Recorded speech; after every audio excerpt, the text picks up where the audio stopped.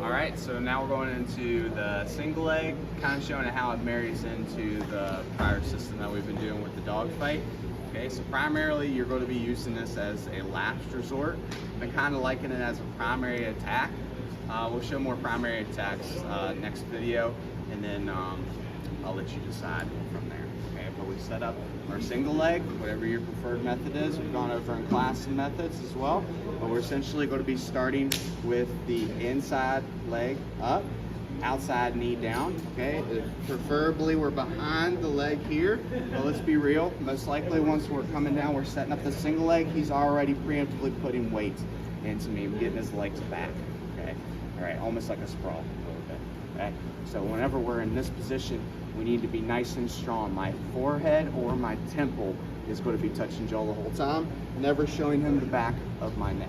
Okay, now let's say it's getting a little too heavy for you to stand up with this leg here. What I'm going to do is I'm going to walk forward towards his leg with my knees. Okay, so I'm going to drive this knee forward and I step this leg up. As I step this leg up, I look to hook this leg here. Some people call this a Casoto hook.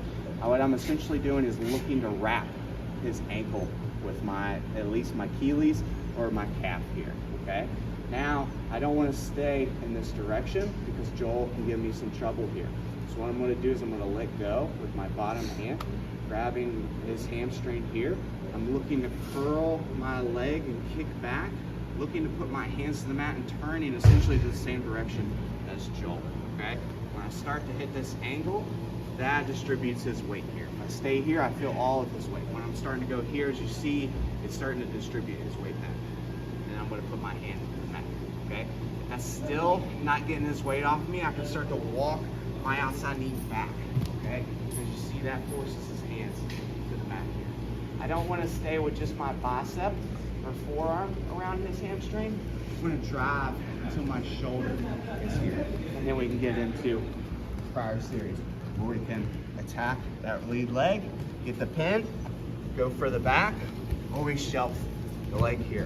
One thing I want y'all to experiment with for now is once we get to this shelf position, instead of going for the back where we can run into some defensive issues, scoop this leg here. Okay, don't think I'm just lifting here. What I'm gonna do is I'm gonna walk back and shelf to here, okay? Now his hands have to be to the mat. There's a few things here. You can trip this leg for the pin, or you can grab the hip and now go for the back body lock.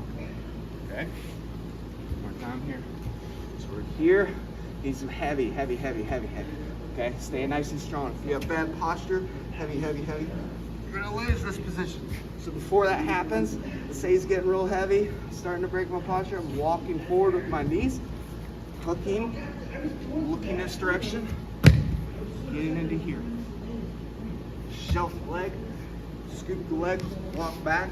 You can walk back, grab the hip, or collect the other leg and look for your pass. Okay? In the next video, we'll go into more standing entries, the single leg, and more standing finishes.